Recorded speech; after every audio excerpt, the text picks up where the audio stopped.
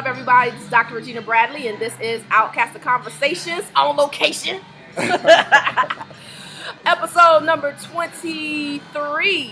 Yep. All right. So I'm excited about this one because I've been already talking his ear off this last hour or so. But Rodney Carmichael, Creative Loafing Atlanta. What's going on, good sir? How you? Thank you for having me. So honored to be a part of this conversation. These conversations is taking know. place. Yo, so you got to answer the question to get into the club. How did you become Outkasted? Well, I mean, right from the beginning. I mean, I was, I remember seeing the video for Players Ball, and I remember that Freaknik. After that, there was something circulating. It might have been I can't remember if it was a single cassette or how many songs might have been on it, and then when the album dropped, it was crazy. It was crazy. So yeah, right from the beginning, I was out from there. The jump. He's one of them original Outkasted people. Yeah. Yo, okay, so you are a journalist. You got a lot of journaling, if you will, journaling going on. Yeah. And you've actually talked to Outkast, which is why I'm like, hell yeah, he got to be part of this conversation. But one of my favorite articles that you did was you did a breakdown of Aquemini, and that was really, really good. You want to tell the people about that one a little bit and how that came into play? And yeah, well, I mean, it was I want to say it was 2010 when we did that, or 2009, 2010, and it was part of our music issue at Creative Loafing that year, and I don't know, it wasn't on a specific anniversary. It was like maybe 7 years after Aquemini came out, but it just seemed like the perfect time to look back at that album because, that album was a classic when it came out, but by that time, they had done so much since then that it still shone as like, to me, the classic, one of the most classic from their catalog.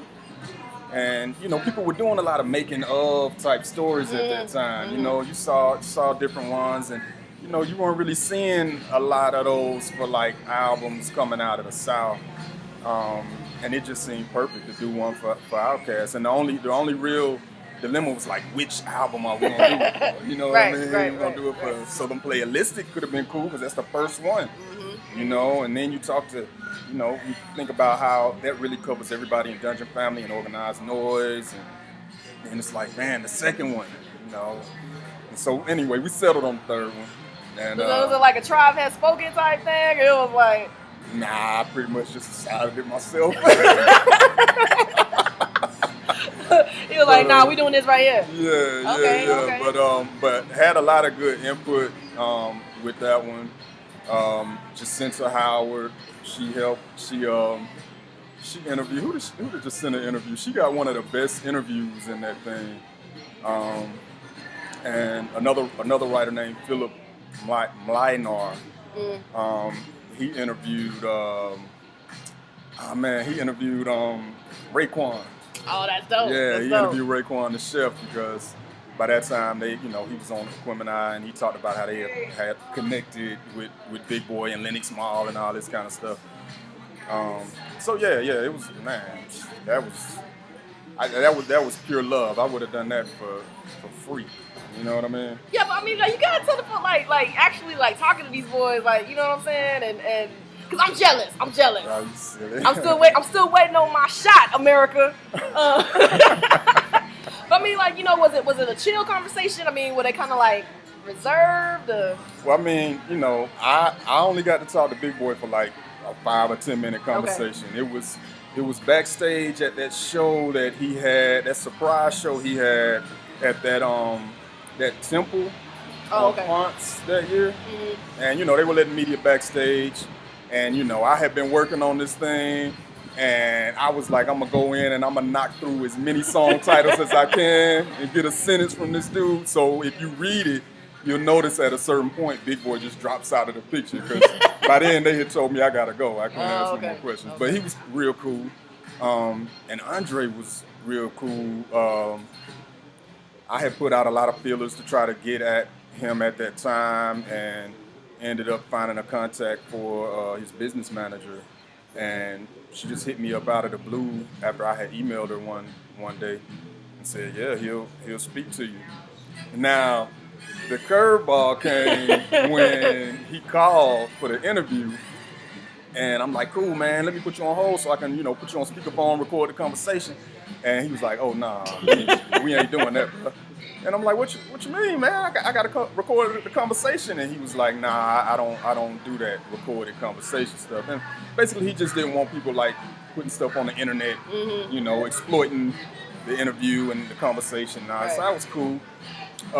But I was just nervous as hell because that meant I had to take notes. And it's like you already on the phone with this dude, and you got all these questions you want to ask, and you're trying to scribble them down. But he was cool. He just said, yeah, take your time, and he paused sometimes when I needed to write stuff down. So we ended up having like a 3-hour conversation just because I'm a slow writer. You know what I mean? But that works to your advantage though, because you got a 3-hour conversation. Yeah, but a lot of it was silences. It was like, hold on, let me write that down. And it's just silence on the telephone. So yeah, it was cool though. He was real laid back.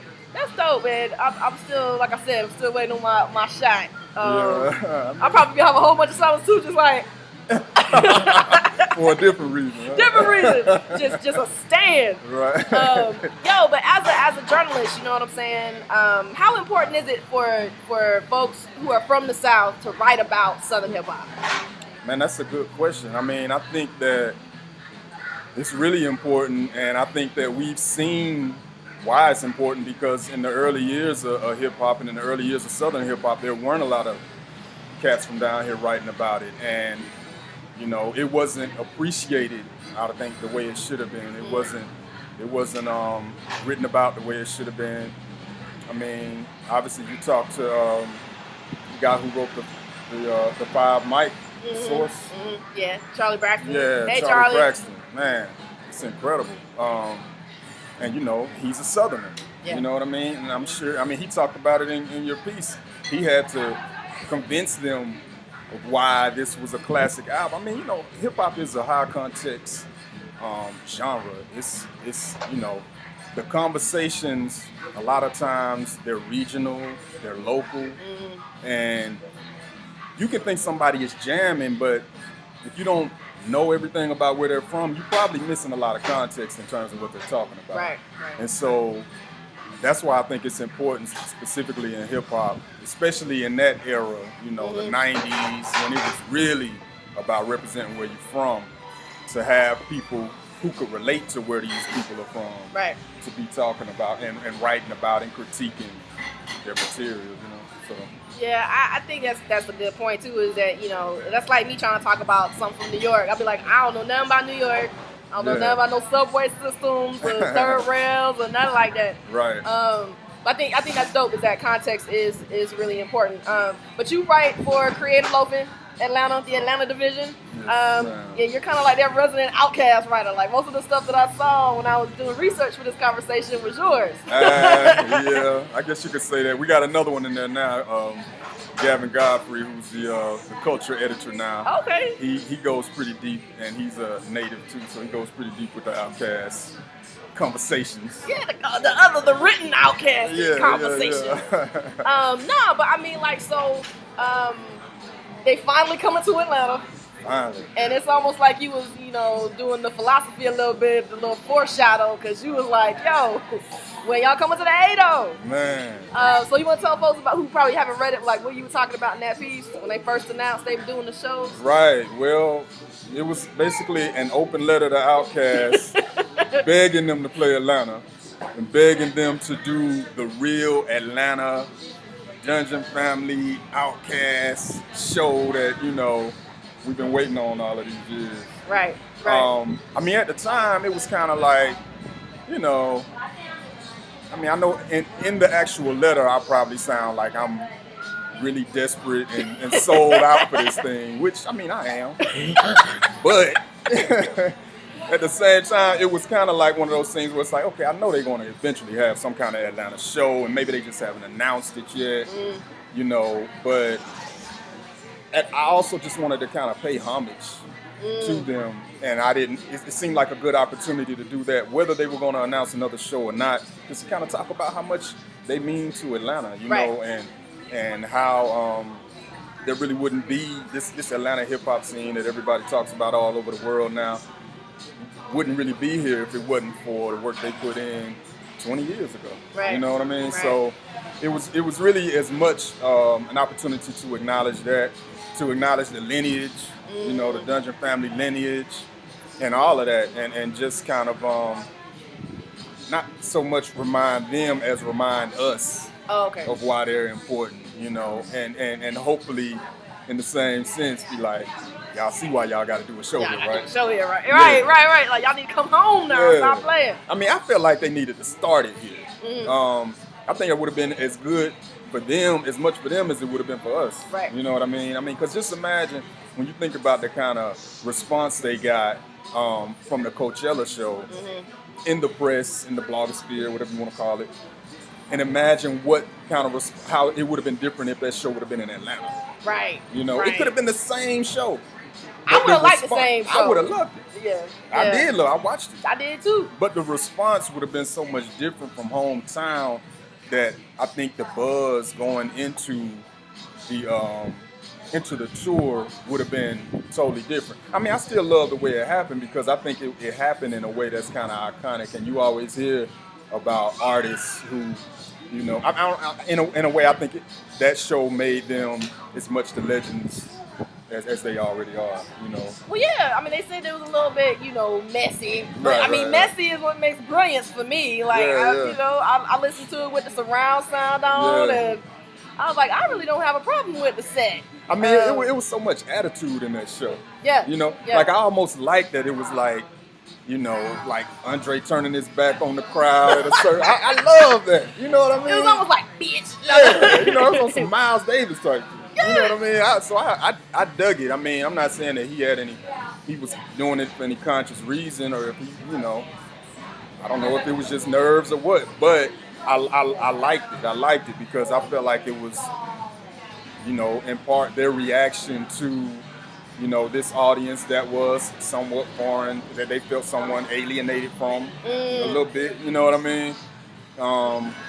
And them, you know, just coming back after so long, getting to see them kind of work through that on stage, it's like something that you rarely get to see legends and icons do, you know what I mean? Yeah, and then you was at Counterpoint. Yeah, I was at Counterpoint. Yeah. And they was a well-oiled machine at that concert. It was just boom, boom, boom. Right. Yeah, so I mean, like, you know, it makes you wonder what they got planned for the Atlas show. You got any predictions? I don't know. I really can't say because based on, you know, the lineup that we got a sampling of, it's hard to say. I mean, obviously we want them to do that Atlanta show. You know, we want to see the whole Dungeon family come out from A to Z. You know, we want to see, you know, the extended live version of Liberation. You know what I'm saying? With the mob and Erykah Badu jump out on out of nowhere. You know what I mean? Right. We want to see all of that, and I hope that happens. I hope it happens at all three shows. I hear that there are going to be some more announcements of acts. You know, I mean, I would imagine on one level that might be a financial situation too, though. That's maybe on the promoter. I mean, the promoter will have to pay for some of those acts because as much love as there is, you know, I don't think people can necessarily do all of that for free. Right. You know what I mean? So yeah. So I mean, I think that could possibly be something. And then just based on who they did announce for that first show, the Saturday show, like, you know, maybe they're trying to like connect or show their relevance with this young crowd. Okay. Maybe. Right. I mean, you know, Childish Gambino, he's from Atlanta. He's kind of a weirdo. You know what I mean? I'm saying, you know. Outkasted. Yeah, I mean, in a different kind of way, but, you know, maybe, you know, Kid Cudi, you know, maybe they're trying to connect with this current generation and show the relevance, show, you know, them in that same vein to a certain extent. I mean, I think that Outkast wants to and has done a really good job of remaining relevant. Yeah. You know what I mean? So that's the only thing I've read into that lineup. Is maybe it's a continuation of that, or maybe it's just these are some cheaper acts that we could throw on the bill. Who knows? I'll be there. Either way, I will be in the building. I'll be there too. Yeah. So, kind of close out the conversation. What do you think the significance is of Outkast in this music scene? You kind of alluded to it a little bit when you're talking about the lineups, but what is their purpose today as compared to 20 years ago? Wow, I don't know. I guess their purpose today as opposed to 20 years ago? Yeah, just kind of like, why do you think that they still make Atlanta relevant? Okay. Well, I mean, because they were the first, and when I say the first, I don't literally mean the first. I mean, there were a lot of other acts that were representing Atlanta before Outkast. Shout out to Shy-D, Kilo, yeah. Ali, I could go on and on, A-Town Players, Raheem the Dream, all kind of acts. But they were the first to introduce us to the nation and the world. Okay. You know what I mean? Mm-hmm. And I think them doing that, it gave everybody else in Atlanta a model. All right. For like, man, we can do this too. I mean, to me, this might sound kind of crazy, but I really believe this.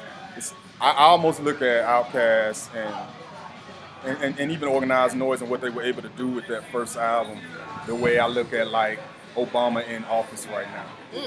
Because the same way a young generation of like black boys and black girls can look at that and be like, man, I could be the president one day. I feel like young cats in Atlanta, Outkast, and their introduction was the model for being like, I can be in Atlanta and I can do this. You know what I mean? On a serious level. I mean, we had other rappers coming out of the South, 8 Ball and MJG. We were sold out on them, Ghetto Boys and whatnot.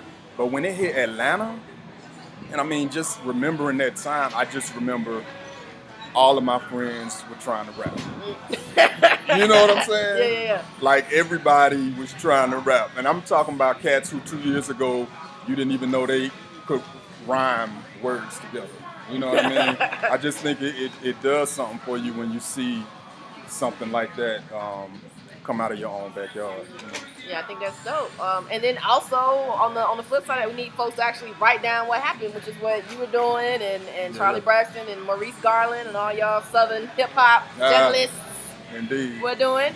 Yeah, so I appreciate this conversation. Hey, I appreciate you having me. Yeah, this was fun. This is epic, this series that you're doing. Just something for the babies down the road so they can see why Outkast is important. Exactly. Thank you for coming. I'm Dr. Regina Bradley. This is Outkasted Conversations. We'll holler at y'all next week. Y'all be easy.